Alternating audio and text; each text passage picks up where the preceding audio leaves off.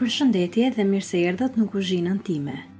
Sot kam sjellë për ju recetën e një baklavaje, e cila është pak ndryshe nga ajo baklavaja tradicionale që të gjithë jemi mësuar ta përgatisim në shtëpitë tona.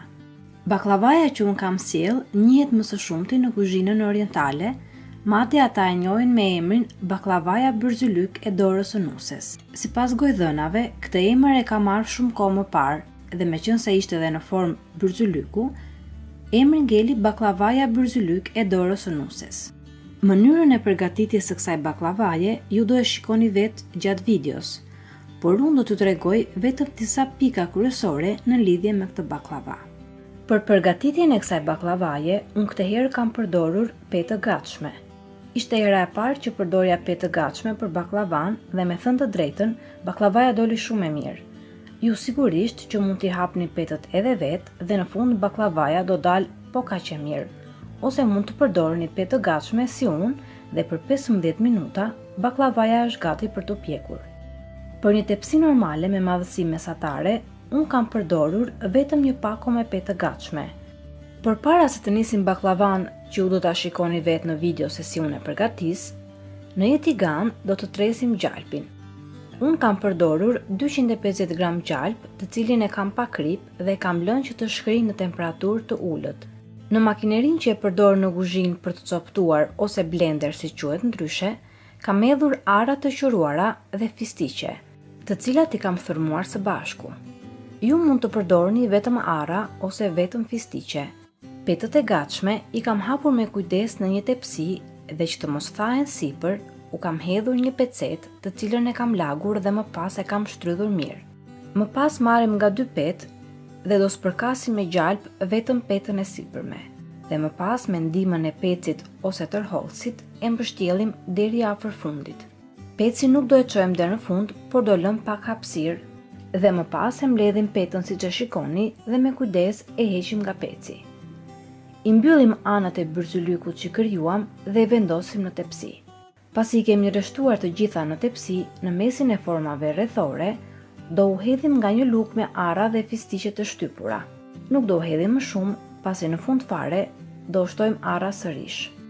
Më pas do I lyejmë format bërzylyk me gjalp sipër dhe baklavaja është gati për të pjekur. Ndërkohë, sobën duhet që ta kemi të nxehur në 200 gradë Celsius dhe baklavan do e pjekim për 20 minuta dhe më pas në 180 gradë Celsius për 15 minuta të tjera.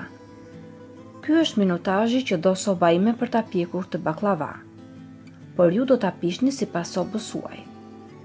Mjafton që baklavaja të marrë atë ngjyrën pak si në të kuqe sipër dhe atëherë mund t'ja ulni gradacionin sobës dhe ta lini të kullojë për 15 minuta të tjera. Kjo baklava nuk do shumë kohë që të piqet, sepse ndryshe nga baklavaja tradicionale nuk ka shumë petë.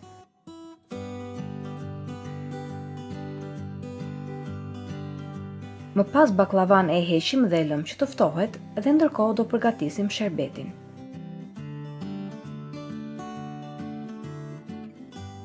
Në një tenxhere do të hedhim 3 gota sheqer dhe 3 gota ujë dhe kur sheqeri do të tretet, shtojmë një lugë lëng limoni.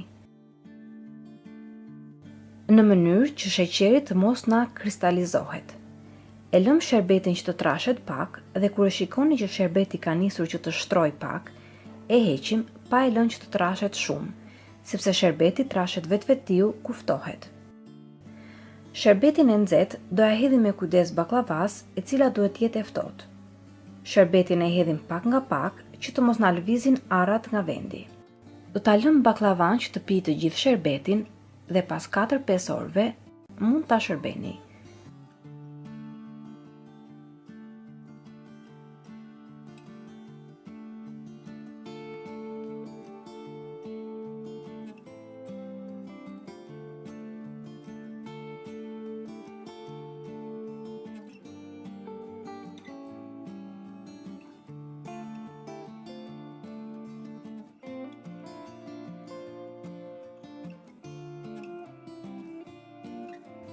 Unë preferoj që para se ta servir, t'i hedh ara dhe fistiqe sërish, pasi del edhe më e bukur për syrin, por edhe më e mirë.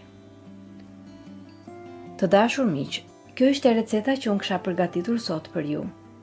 Një baklava e shpejtë, tepër e mirë, aq sa të jeni të sigurt që miqtë dhe familja juaj do ngelen të kënaqur, jo vetëm për pamjen që ka kjo baklava, por veçanërisht për shijen. Unë ju uroj gjithë besimtarëve musliman gëzuar festën e Bajramit, paqja, harmonia dhe begatia mbretërofshin në familjet tuaja. Ju lutem mos harroni, nëse ju pëlqeu receta ime, bëni like dhe subscribe kanalin tim. Bashk do të dëgjohemi sërish në video të tjera. Deri atëherë, Zoti ju begatoft të gjithëve.